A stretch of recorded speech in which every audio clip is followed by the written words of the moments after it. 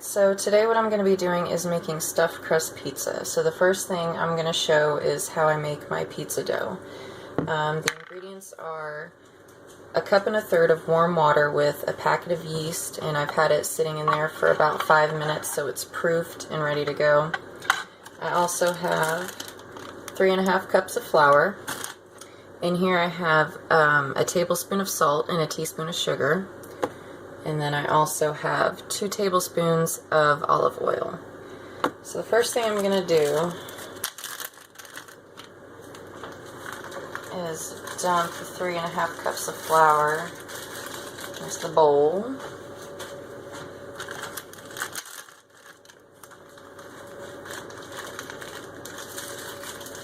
And you can use a standing mixer for this, but I'm just going to use a bowl and show you how I do it by hand. And then I'm going to put the salt and sugar and the olive oil in there. And then I'm just going to give that a mix around before I add the yeast.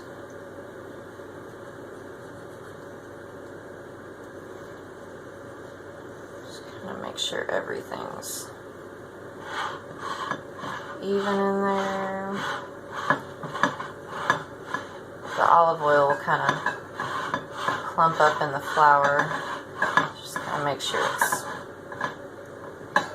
evenly in there. And then I'm going to give the yeast water mixture one last stir. And then pour that right in. Okay.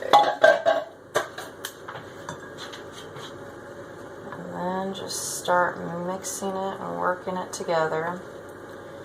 Pizza dough is pretty simple to make. This is only like 6 ingredients, so it's easy to make.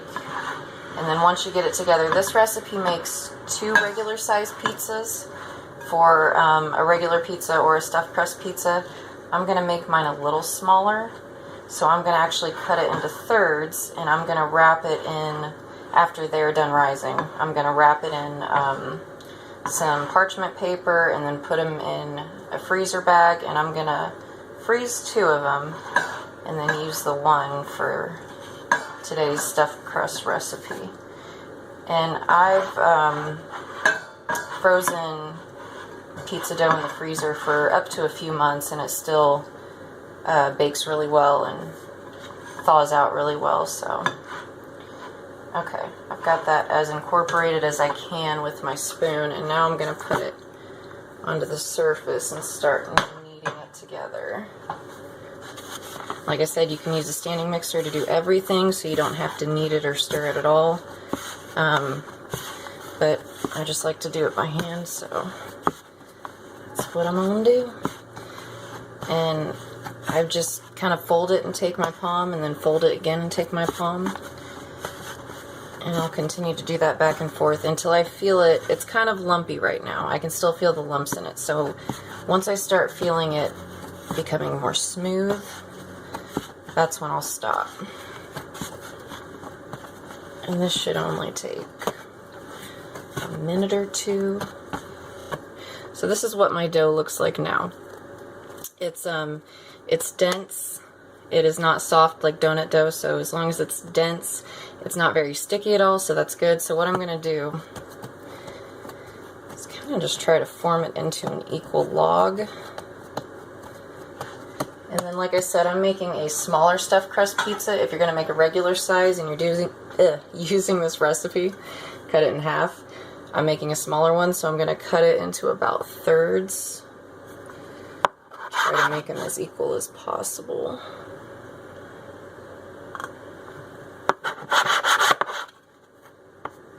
Almost. I'll take a little bit off that one.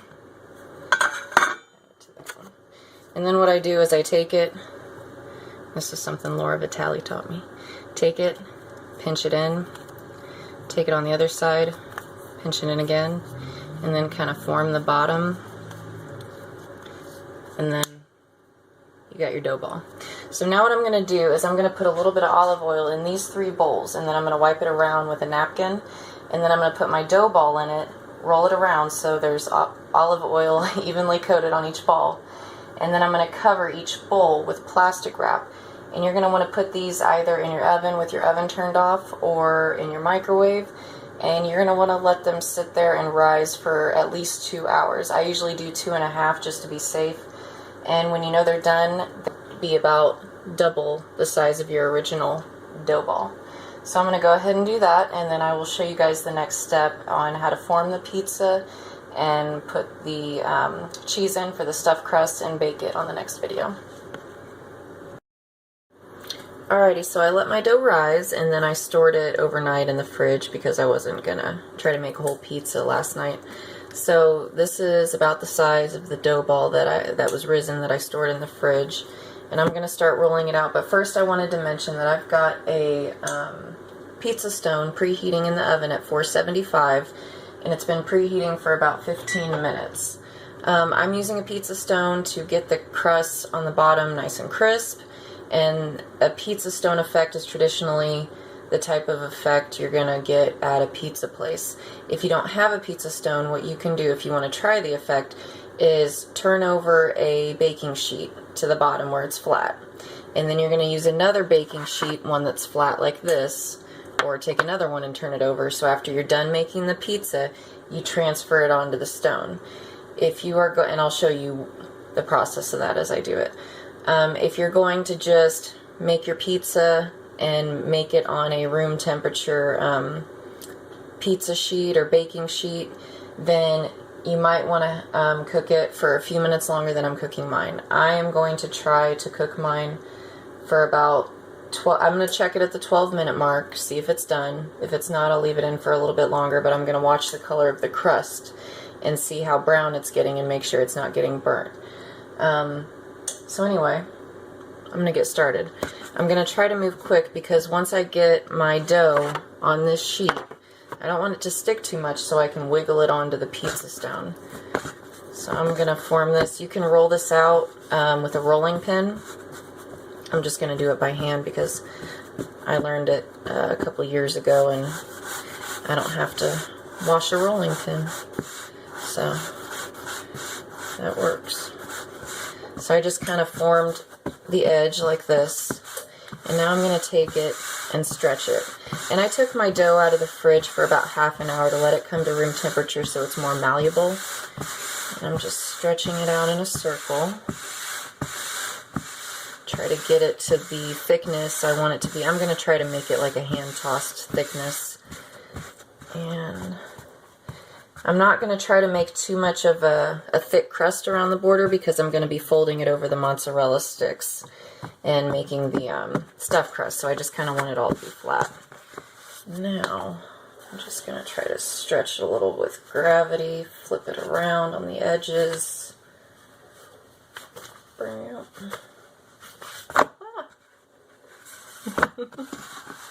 Trying to be fancy and shit.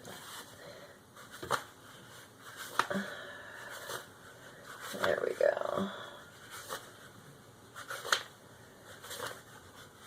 And that is almost the size I want it to be. Like I said, I'm not making a big pizza. So by the time I fold it over, I fold the crust over the mozzarella sticks or the mozzarella cheese. It's going to be a smaller piece. So I think they got that about the size I want it to be and about the thickness. Like I said, it's probably about a hand-toss thickness. Okay. So now, try to fill in that hole. Little shit. Now I'm going to put it onto my floured baking sheet.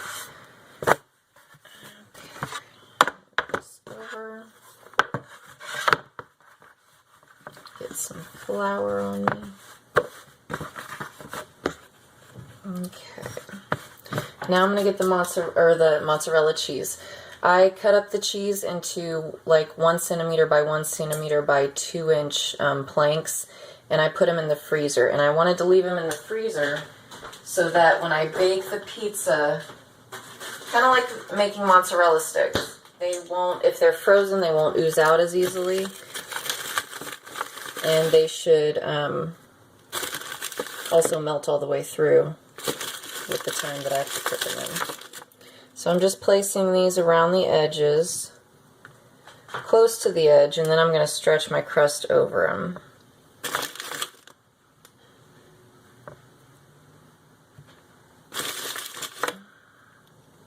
And I've never tried this before, so this is an experiment, but I've been wanting to try this little idea and a couple techniques I came up with for a while.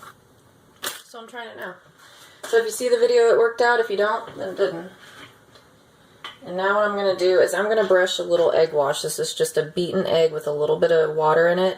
And I'm going to brush it right in front of the mozzarella sticks. So when I pull the crust over, I'm going to try to seal it with a fork and even further ensure that it doesn't seep out. And boom. Now I'm going to try to pick it up one more time a little bit. See if I can get it to shake around, hopefully.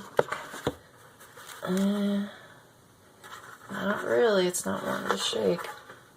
That's what I was worried about, the weight of the mozzarella. Might not be easy to make a stuffed crust pizza when you have to transfer it onto a pizza stone. But it's shaking a little bit. I'm going to try to put it in there. Try to nudge it a little bit. Alright, it's on. Hell yeah. Okay, so I'm going to set that for 12 minutes. And check it, check the crust, see what the crust color looks like. If it looks like it's starting to get a little like golden brown, go ahead and pull it out. Just watch it and make sure it's not getting too dark. Again, like I said, if you're going to make this and you're just going to put the dough and make everything and then put the room temperature pan straight in the oven, you're going to want to cook it for a few minutes more than what I'm doing now, because the hot pizza stone is going to add a lot more heat to that pizza, make the crust nice and crisp on the bottom, and cook it up quicker.